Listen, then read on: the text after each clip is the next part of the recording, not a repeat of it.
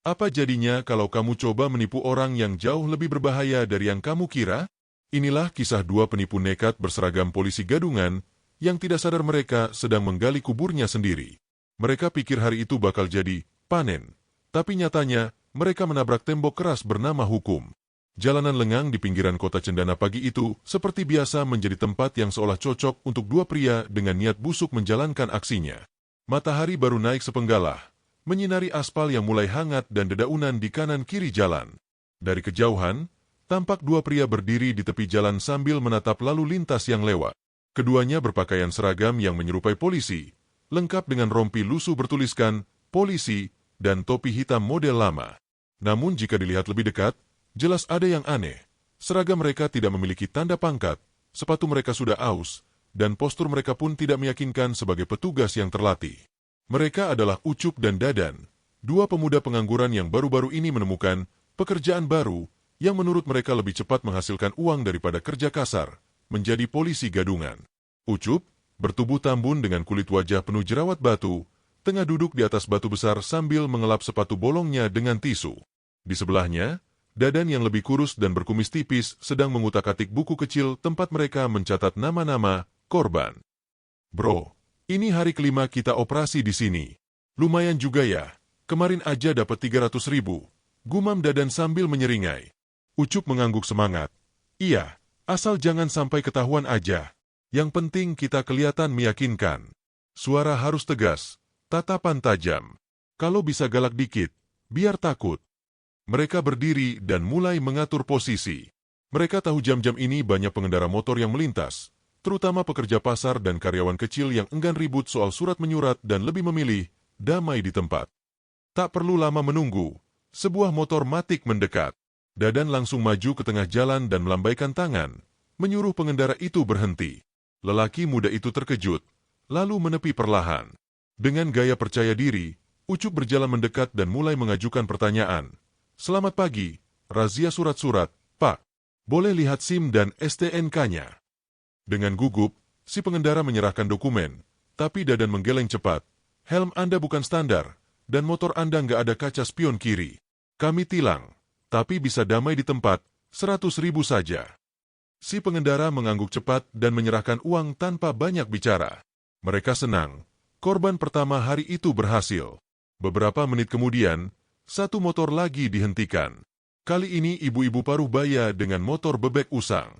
Ucup langsung menakut-nakuti soal pajak mati, meski sebenarnya ibu itu hanya lupa bawa SIM. Setelah adu mulut singkat, ibu itu pun menyerah dan memberikan 50.000, lalu pergi sambil mengomel. Dadan tertawa kecil. Orang-orang kayak gini nih yang gampang dipalakin. Mereka takut urusan panjang, mending kasih duit cepet-cepet. Tapi saat itulah, dari kejauhan, sebuah motor bebek lain mendekat perlahan. Pengendaranya memakai jaket hitam, helm polos, dan sepatu kulit bersih. Gayanya sederhana, tidak mencolok sama sekali. Dadan menyeringai. Nah, satu lagi nih.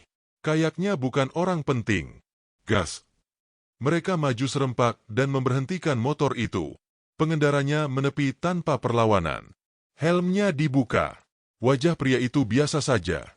Mungkin sekitar usia 40-an. Ekspresinya datar, tidak bingung, tidak takut. Ucup mulai membuka percakapan. Selamat pagi, Pak. Kami dari Polantas sedang melakukan razia. Mohon tunjukkan surat-surat kendaraan Anda. Si pria mengangguk pelan. Ada pelanggaran apa? Ya. Dadan langsung menyaut. Lampu rem belakang Anda mati. Dan kaca spionnya nggak lengkap. Ini pelanggaran, Pak. Tapi kalau mau cepat, bisa damai. 150.000 aja. Pria itu hanya diam. Lalu, dengan tenang, ia membuka jaketnya. Dari dalam saku dalam jaket, ia mengeluarkan sebuah kartu berlogo Polri dengan lambang resmi. Ia mengangkat kartu itu dan berkata dengan suara dingin, "Nama saya Aibtu Hendra. Saya dari Satuan Propam. Kalian ini siapa?" Ucup dan Dadan seperti tersambar petir. Wajah mereka seketika pucat. Mulut mereka terbuka, tapi tidak ada suara keluar. Buku catatan di tangan Dadan jatuh ke tanah. Keringat dingin mulai menetes dari pelipis Ucup. Ia mencoba berbicara, tapi suaranya gemetar. Saya, kami, disuruh senior, Pak. Cuma bantu razia aja. Aibtu Hendra tidak tersenyum, tidak juga marah. Ekspresinya tetap datar, tapi sorot matanya tajam menusuk. Ia mengeluarkan ponsel, menekan nomor cepat, lalu berbicara singkat, Jalan Pinang Timur. 2 polisi gadungan. Segera. Setelah menutup telepon, ia menatap mereka lagi. Kalian pikir kalian bisa main seragam di negara ini? Berani pakai atribut negara tanpa hak? Ucup dan Dadan saling pandang. Dunia mereka serasa runtuh. Semua nyali lenyap. Mereka hanya bisa berdiri kaku seperti patung. Tak sampai 10 menit, sebuah mobil patroli datang bersama 2 anggota berseragam lengkap. Tanpa banyak tanya, kedua gadungan itu langsung diborgol di tempat dan digiring masuk ke dalam mobil. Orang-orang mulai berdatangan melihat keributan itu. Beberapa bahkan sempat merekam dengan ponsel. Saat mobil melaju membawa mereka, Ucup menatap jalanan lewat kaca jendela dan bergumam lirih. Habis sudah kita, dan... Mobil patroli melaju cepat membelah jalanan kota menuju kantor Polsek Cendana. Di dalamnya, Ucup dan Dadan duduk terborgol dengan kepala tertunduk. Keringat dingin membasahi tubuh mereka meski AC mobil menyala. Di kursi depan, Aibtu Hendra duduk diam dengan wajah tegas. Tak sedikit pun memberi kesempatan mereka untuk membuka mulut atau sekadar minta maaf. Sepanjang perjalanan, hanya suara radio komunikasi yang terdengar, menyebutkan laporan lalu lintas dan patroli pagi lainnya. Ucup sempat mencolek Dadan pelan, berbisik dengan suara tercekat. Dan, kita bakal diapain, ya? Kalau ketahuan pakai seragam palsu, bisa masuk pasal berat. Dadan hanya menatap kosong, bibirnya pucat. Kayaknya, kita udah kelewat batas. Kap, main-main sama seragam negara. Nggak ada ampun. Mobil berhenti di halaman Polsek. 2 anggota polisi membuka pintu belakang dan menggiring mereka masuk. Suasana kantor pagi itu tidak ramai. Hanya ada beberapa petugas dan 1 penyidik yang duduk di balik meja. Ucup dan Dadan diminta duduk di bangku panjang sambil menunggu. Beberapa menit kemudian, Aibtu Hendra masuk ruangan penyidik sambil membawa 2 kartu identitas milik mereka yang tadi diambil saat penangkapan. 2 orang ini kami tangkap saat berpura-pura menjadi anggota Polantas dan memeras pengendara. Seragam palsu, tanpa surat tugas, lengkap dengan catatan, tilang, buatan sendiri. Saya ingin ini diproses tegas. Penyidik mengangguk sambil membuka map dan mulai mencatat laporan. Setelah itu, ia menatap Ucup dan Dadan dengan tajam. Kalian sadar nggak?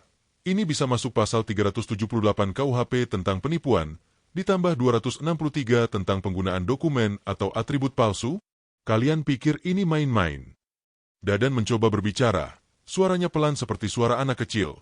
Pak, kami cuma butuh uang. Gak niat jahat sebenarnya. Cuma, Ucup menimpali. Kami nganggur, Pak. Gak ada kerjaan. Temen ngajarin katanya bisa dapat duit cepat. Penyidik langsung menepuk meja, membuat mereka berdua terkejut. Semua orang juga butuh uang. Tapi nggak semua orang jadi penipu. Kalian pura-pura jadi polisi, menakuti warga, narik duit di jalan. Kalian tahu nggak kalau ada korban yang mungkin sampai trauma? Ucup terdiam, bibirnya bergetar. Ia tidak menyangka hidupnya akan berubah secepat ini. Dari pemuda yang menganggap, nyambi, sebagai polisi gadungan itu cuma ide lucu jadi mimpi buruk berkepanjangan. Setelah pemeriksaan awal selesai, keduanya dimasukkan ke ruang tahanan sementara. Di dalam sel yang hanya berukuran 5 kali 5 meter itu, mereka harus berbagi ruang dengan 4 tahanan lain yang sudah lebih dulu berada di sana. Aroma pengap, toilet rusak, dan suara kipas angin tua yang berderit membuat suasana makin menyesakan. Di dalam sel, Ucup duduk di sudut, memeluk lututnya sendiri. Dadan mondar-mandir tak jelas, mencoba mencerna kenyataan. Salah satu tahanan bertubuh besar yang duduk bersandar di tembok menatap mereka sambil mengunyah kacang. Baru masuk, ya? Kasus apa? Narkoba. Dadan menggeleng cepat. Bukan, Bang, kami, polisi gadungan. Tahanan itu tertawa keras, membuat yang lain ikut menoleh. Wah, kalian nekat juga. Udah gila kali ya, nyamar jadi polisi. Itu namanya ngajak mampus sendiri. Ucup hanya bisa menghela napas. Dalam hati ia menyesal, tapi semuanya sudah terlambat.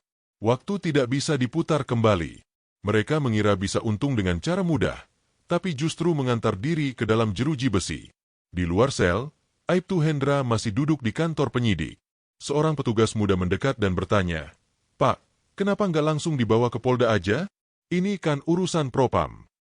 Hendra menghela napas panjang, lalu menjawab pelan, "Saya pengen mereka merasakan dulu dinginnya lantai penjara. Biar sadar, biar tahu, seragam itu bukan buat main-main. Seragam itu kehormatan. Kalau dihina, hukum harus bicara." Ia lalu berdiri dan bersiap pergi. Sebelum keluar, ia sempat melihat ke arah sel, melihat dua pemuda itu yang kini tak lagi congkak. Tak ada gaya sok berwibawa. Tak ada wajah percaya diri. Hanya dua anak muda bodoh yang sudah kehabisan arah. Waktu berjalan lambat di dalam tahanan. Siang hari datang membawa panas yang menyengat. Keringat menetes dari leher hingga kaki. Di luar, keluarga mereka belum datang, karena memang belum diizinkan menjenguk. Ucup mulai merenung. "Dan, kalau kita bisa keluar dari sini, kita kerja beneran, ya. Udah cukup main-main." Dadan mengangguk, matanya berkaca-kaca. "Iya, Kap. Gue nyesel. Kita kira kita pinter, padahal kita bego. Kita kira kita bisa nipu siapa aja, padahal kita yang ditipu sama kesombongan sendiri." Tak ada yang menjawab. Ruangan sunyi. Hanya terdengar suara ayam dari kejauhan dan bunyi kunci pintu sel yang berderit. Hari ketiga di balik jeruji seolah berjalan lebih lambat dari biasanya. Ucup mulai kurus karena makan tak berselera, sementara Dadan semakin sering termenung menatap dinding sel yang mulai akrab di matanya. Mereka sudah diperiksa secara formal, diminta menandatangani berita acara, dan sempat diberi penyuluhan singkat oleh salah satu anggota Babin Kamtipmas soal bahayanya menyalahgunakan simbol negara. Tapi semua wejangan itu hanya menguatkan rasa bersalah mereka. Pagi itu, pintu sel terbuka dan seorang petugas menyuruh Ucup dan Dadan keluar. Mereka dibawa ke ruangan penyidik, dan di sana sudah duduk seorang pria parubaya berpakaian sederhana, ayah Dadan. Matanya merah, wajahnya tampak lelah. Dadan langsung menunduk, malu setengah mati. Ayahnya tidak berkata apa-apa, hanya memandang dalam diam. Beberapa menit kemudian, Ibu Ucup pun datang, dibantu oleh tetangga mereka yang menjadi ketua RT. Wanita parubaya itu langsung menangis begitu melihat anaknya dalam kondisi terborgol. "Kap, kamu tega banget sama ibu," lirihnya. Tangisan itu membuat Ucup tak kuasa membendung air mata. Ia menyentuh tangan ibunya dan berkata pelan, "Maaf, Bu, saya cuma pengen bantu ekonomi. Saya pikir ini cara cepat." Ketua RT mereka ikut berbicara dengan penyidik, menawarkan diri menjadi penjamin agar proses hukum bisa ditempuh tanpa penahanan, minimal sampai sidang digelar. Setelah diskusi panjang dan karena mereka belum pernah terjerat kasus sebelumnya, penyidik akhirnya mengizinkan penangguhan penahanan dengan syarat, wajib lapor setiap minggu dan tidak boleh meninggalkan kota. Hari itu juga, Ucup dan Dadan dilepas, tapi rasa lega yang mereka harap tidak benar-benar datang. Justru rasa malu yang kini melekat di pundak mereka. Saat keluar dari kantor polisi, beberapa orang yang mengenali mereka memandang dengan tatapan mencibir. Ada yang diam-diam memotret, ada pula yang terang-terangan menyindir. "Wah, polisi gadungan pulang kampung, nih." Dadan hanya bisa menunduk, berjalan cepat menuju motor tua ayahnya. Di rumah, mereka tidak lebih damai. Tetangga yang tadinya ramah jadi mulai menjaga jarak. Warung dekat rumah yang biasa mereka datangi seakan enggan menyapa. Ucup memilih mengurung diri. Sementara Dadan mencoba memperbaiki keadaan dengan membantu ayahnya berjualan kelontong di depan rumah. Namun, luka sosial tidak sembuh semudah itu. Suatu malam, mereka duduk berdua di pos ronda, memandangi jalan sepi sambil membakar jagung seadanya. "Kap, kita harus nyari kerja beneran. Apa aja deh, daripada jadi bahan omongan terus," kata Dadan. Ucup mengangguk pelan. "Gue juga kepikiran. Gue pengen kerja jadi tukang parkir aja nggak apa-apa. Yang penting halal." Keesokan harinya, mereka pun mulai berkeliling mencari lowongan. Mereka datang ke bengkel, toko bangunan, sampai minimarket. Namun, begitu diminta menyerahkan KTP dan ditanya soal pengalaman, mereka selalu tersandung pada pertanyaan, pernah terlibat masalah hukum, dan mereka tidak bisa bohong. Hari-hari itu terasa berat, tetapi mereka tidak menyerah. Hingga akhirnya, sebuah masjid besar di kota membuka lowongan marbot dan petugas kebersihan. Tanpa ragu mereka mendaftar. Imam masjid sempat menanyakan latar belakang mereka, dan dengan jujur keduanya menceritakan semua dari awal. Sang imam hanya tersenyum. "Kalau kalian benar-benar ingin berubah, pintu Allah selalu terbuka. Tapi ingat, perubahan harus dari hati." Mereka diterima.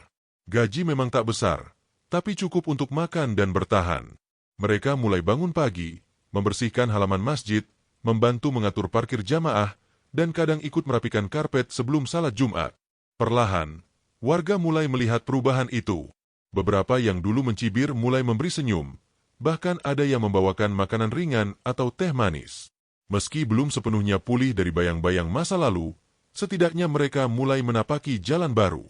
Di antara azan subuh dan gema tadarus, Ucup dan Dadan mulai mengerti arti sesungguhnya dari kehormatan, bukan dari seragam yang dipalsukan, tapi dari hati yang jujur dan kerja keras yang mereka lakukan. Tapi benarkah mereka sudah benar-benar lepas dari masalah? Atau masa lalu akan datang menagih balas? Waktu berlalu hampir 2 bulan sejak Ucup dan Dadan resmi bekerja sebagai marbot masjid. Kehidupan mereka tak lagi glamor seperti angan-angan saat mengenakan seragam palsu dan memegang peluit di jalanan, tapi mereka merasa tenang. Bangun pagi, menyapu halaman masjid, membersihkan tempat wudhu, sesekali membantu imam masjid mengatur saf salat, semua dilalui dengan keikhlasan. Mereka juga mulai rajin ikut pengajian dan kajian malam Jumat, mendengarkan ceramah yang kerap menusuk hati tentang kejujuran, amanah, dan bahaya menzalimi sesama. Namun, saat mereka mulai merasa hidup kembali ke jalur, masalah baru muncul dalam bentuk yang tak mereka duga. Suatu sore, saat Dadan sedang merapikan rak sandal, seorang pria asing datang dan menatapnya tajam. Wajahnya keras, matanya tajam, dan tangannya penuh tato. "Lo, masih ingat gue?" katanya dengan suara rendah namun mengancam. Dadan menatap bingung. Tapi pria itu langsung berkata, 3 bulan lalu, lo sama temen lo nahan gue di pinggir jalan Garuda, maksa gue bayar, uang damai. Gue inget banget, lo yang suruh gue transfer, padahal gue bawa SIM lengkap. Dadan terdiam, wajahnya pucat. Pria itu adalah salah satu korban lama mereka. Ucup yang melihat dari kejauhan segera mendekat dan mencoba menenangkan. "Bang, maaf banget, kami udah salah, kami udah kena batunya juga. Udah ditahan, udah dapat hukumannya," kata Ucup pelan. Tapi pria itu tak mudah luluh. "Gue malu, bro. Dulu gue dituduh gak punya surat, padahal lengkap. Gue ditertawain sama anak gue di mobil. Lo tahu malu itu rasanya kayak gimana?" Tiba-tiba, pria itu meraih kerah baju Dadan dan mendorongnya. Untung ada beberapa jamaah masjid yang cepat melerai. Kejadian itu membuat heboh. Warga sekitar kembali membicarakan masa lalu mereka. Ustaz yang biasa memimpin salat memanggil mereka malam itu, berbicara dengan hati-hati. "Saya tahu kalian sedang berubah, dan saya percaya kalian bisa jadi orang baik. Tapi dunia gak semudah itu memaafkan. Kalian harus siap kalau 1-2 orang datang membawa luka masa lalu." Dadan hanya bisa menunduk, matanya sembab. "Kami gak nyangka bakal kejadian kayak gini lagi, Ustaz. Tapi kami janji, kami gak akan kabur dari tanggung jawab." Beberapa hari kemudian, kejutan lain datang, bukan dari korban, tapi dari media. Seorang jurnalis lokal menulis artikel berjudul, "Dari Polisi Gadungan ke Marbot Masjid, Jalan Tobat 2 Pemuda," dan memuat foto mereka di halaman berita daring. Cerita itu viral. Ada yang memuji, ada yang mencibir, dan ada pula yang datang langsung ke masjid hanya untuk memastikan apakah cerita itu benar. Beberapa media nasional mulai tertarik mengangkat kisah mereka. Wartawan datang bergiliran, mewawancarai mereka, bahkan merekam kegiatan harian mereka. Awalnya mereka ragu, takut makin banyak musuh lama yang muncul, tapi sang imam berkata, "Kalau niat kalian baik, biar Allah yang lindungi. Jangan lari dari masa lalu, berdirilah di atasnya." Seminggu setelah berita viral, mereka diundang menjadi narasumber dalam sebuah acara televisi religi. Duduk di studio, mengenakan baju koko putih bersih, mereka menceritakan semuanya dari awal, bagaimana mereka mulai meniru polisi, membuat seragam palsu, memeras pengendara, hingga tertangkap oleh intel asli. Mereka menceritakan ketakutan, penyesalan, bahkan rasa malu yang terus menghantui. Tapi mereka juga cerita tentang titik balik, tentang bagaimana lantai masjid dan sapu tua membuat mereka mengenal arti ikhlas. Tayangan itu membuat banyak orang terharu. Tak sedikit yang mengirim pesan dukungan, menawarkan pekerjaan, bahkan meminta mereka datang ke pesantren atau sekolah untuk memberi motivasi tentang bertobat dan memperbaiki hidup. Dari kejahatan yang nyaris menghancurkan, kini mereka dipakai untuk memberi peringatan pada generasi muda lainnya. Dadan berkata dalam satu sesi wawancara, "Kami bukan orang baik, tapi kami juga bukan orang yang menyerah jadi baik. Kalau kalian pernah salah, jangan terus tinggal di dalamnya. Keluar, walau berat." Kini, mereka punya pekerjaan tetap sebagai pengurus masjid, sambil sesekali menjadi pembicara di kampus dan pesantren. Kehidupan mereka memang tidak mewah, tapi hati mereka lebih damai. Mereka masih sering jadi bahan omongan, tapi kini banyak yang membela. Mereka dihormati bukan karena seragam, tapi karena kejujuran. Karma memang datang, tapi mereka memilih menghadapi dan belajar darinya. Dari dua anak muda yang salah arah, mereka menjelma menjadi cermin bahwa setiap orang punya kesempatan kedua, asal mau sungguh-sungguh menebus kesalahan.